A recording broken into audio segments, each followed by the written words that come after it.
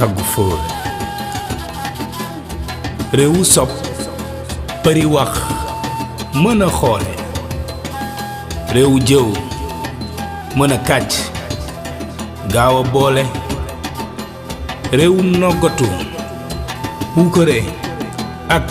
jaay doole damay toxu damay dem meneen réewu roy ci jëmm ju siiw joo xamul réewu toppandoo col ko goo xamaatoo ni yiwul réewu werante ci ay mbir yu la wóorul damay toxu damay dem meneen réewu dëkkandoo yu dul tala jàppalante réewu gaaruwaale aka janoo xastante liggéeyante réewu xeeb mbokk bay àgg ci di boddante damay toxu damay dem meneen réewu wax ba falu xëy fàtte la fal dëkk ci tooñ te ku juum doo ko sax baal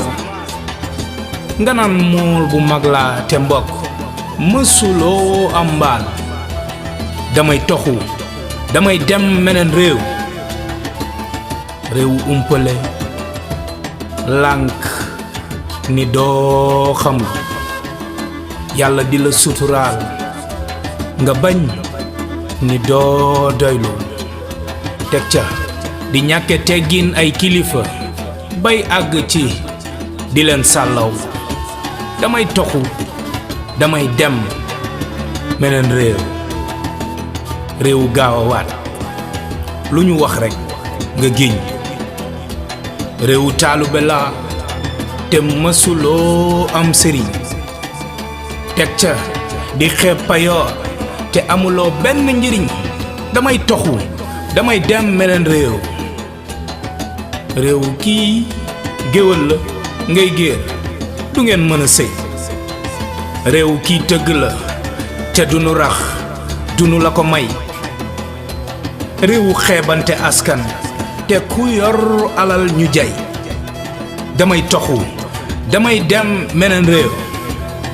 Sénégal sama réew sunu réew miim réew kañ lañuy dakkali jalgati réew mi yépp maase tuut fexe soppi seeni doxalin ba dootuma waxati damay toxu damay dem meneen réew bu amee taarix teg ca rafet cosaan réew mooma ëpp na dénk njiit wu sàggat réew ma dem ba ay ndawam seen wax doon benn wax damay toxu damay dem meneen Sénégal sama réew sunu réew dafa war a tënku ci xam-xam gu sax réew mu nam ma dem ci njub ak dëgg lay dox réew ma ca lay naata naat ba dootuma wax damay toxu damay dem meneen toxu kàggu fóore Halima Voice